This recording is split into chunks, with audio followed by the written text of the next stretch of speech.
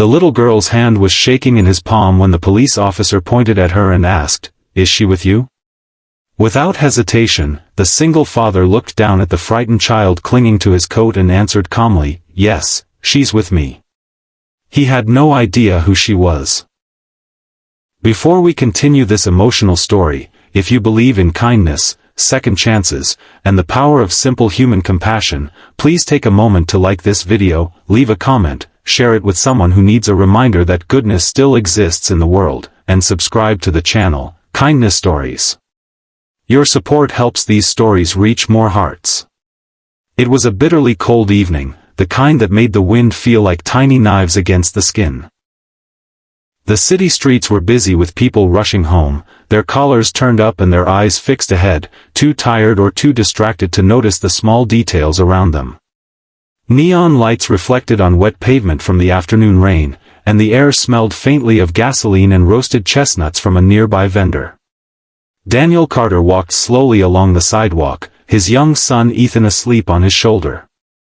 Ethan was only 5, small and warm beneath his father's worn coat. Daniel adjusted the blanket around the boy and kept moving, his footsteps steady but heavy. Life had not been kind to Daniel in the past few years.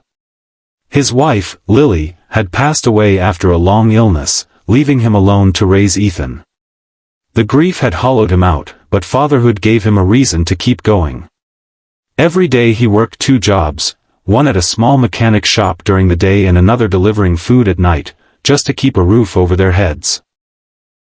Exhaustion lived in his bones, but love lived in his heart. As Daniel reached the corner near the subway entrance, something unusual caught his attention. A small figure stood near a lamppost, barely visible in the dim light. At first he thought it was just another child waiting for a parent, but something about the way the little girl stood, still, silent, and trembling, made him pause. She looked no older than 7. Her thin coat was too light for the cold, and her hair, tangled and messy, stuck to her tear-streaked cheeks. Her eyes darted around the street with quiet panic. People walked past her without noticing. Daniel slowed down.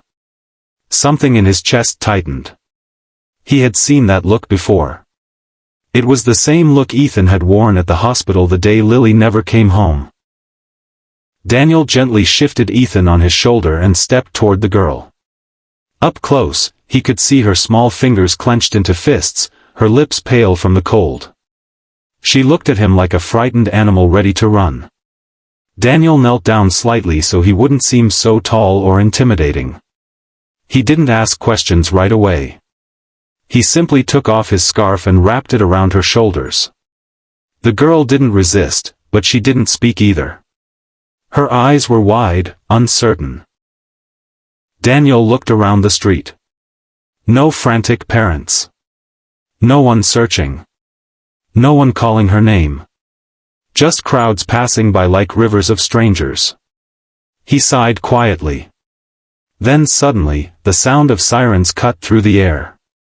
2 police officers approached quickly, scanning the sidewalk. One of them spotted the girl standing beside Daniel and walked over. The officer's voice was firm but not unkind when he asked the question that would change everything. "Is she with you?" For a brief moment, Daniel hesitated. He didn't know this child. He had never seen her before in his life. But the little girl suddenly grabbed his hand. Her fingers were icy cold, and her grip was desperate. In that moment, Daniel understood something without words. She was terrified of being alone again. So he answered calmly, almost instinctively. "Yes. She's with me." The officer studied him for a moment. Daniel looked tired but sincere, his sleeping son resting peacefully against his shoulder. The officer nodded slowly. "There was a report about